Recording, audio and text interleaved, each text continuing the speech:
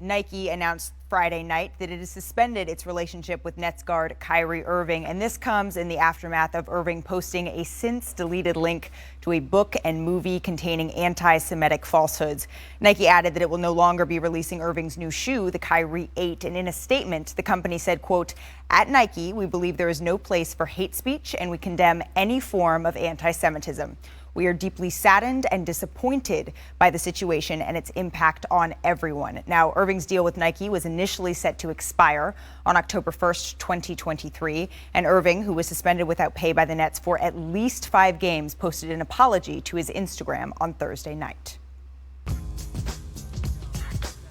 Meanwhile, in the second game of our doubleheader, Karl-Anthony Towns gets the 3 to go. We will have more on this game after this.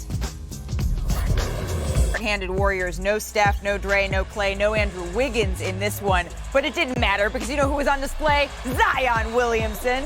Oof. And if you're looking for an underrated team to root for, there they are, the Pelicans. They are at full strength. Herb Jones return, Brandon Ingram return, Zion is out there. They're going to be a force in the Western Conference. The Warriors, though, 0-6 on the road for the first time since 97-98. The first defending champions to have an 0-6 road start. Let's go on to Brooklyn. The Nets facing the Wizards in this one. First quarter, the Nets up 10 here. Kevin Durant, just putting Daniel Gafford on skates there. Take another look at this move here by Kevin Durant that has the bench so impressed. Ooh, shame on you. You stepped through too. Brooklyn. And then ahead to the third quarter balling, now. Flirting with a triple-double. Yes. KD drives, finishes, and he had 28 points in the win.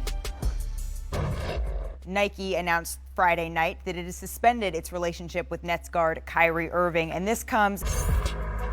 Welcome into our Los Angeles studios. He's Jalen Rose. I'm Malika Andrews. Let's start by going around the association and first checking in on a little bit of Luka magic, because Luka Doncic and the Mavs taking on the Raptors tonight. Let's go to the final seconds of the third quarter here. Luka just showing off his handles, literally all of them there. His size, his skill, his versatility makes him the most unguardable perimeter player in the league. 8 straight games of 30 straight points to start a season. Only Wilt Chamberlain has done that. The Mavs, they take this one 111-110. Let's go on to the Clippers versus the Spurs. It's midway through the fourth quarter here. Clippers up by 2 at this point. Paul George with the ball driving. Gets it to go. Tough shot, Jalen.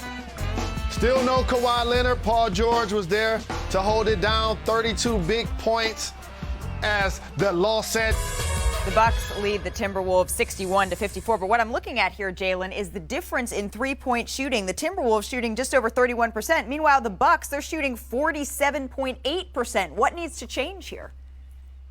Got to do a better job of guarding that 3 if you're the Timberwolves. As you mentioned, the Bucks are plus 15 points from behind the three-point line. They're also getting to the free throw line. Giannis, who leads the league in free throw attempts, is always going to be a catalyst there. But Drew Holiday in the backcourt being really aggressive, leading the team in scoring and shot attempts.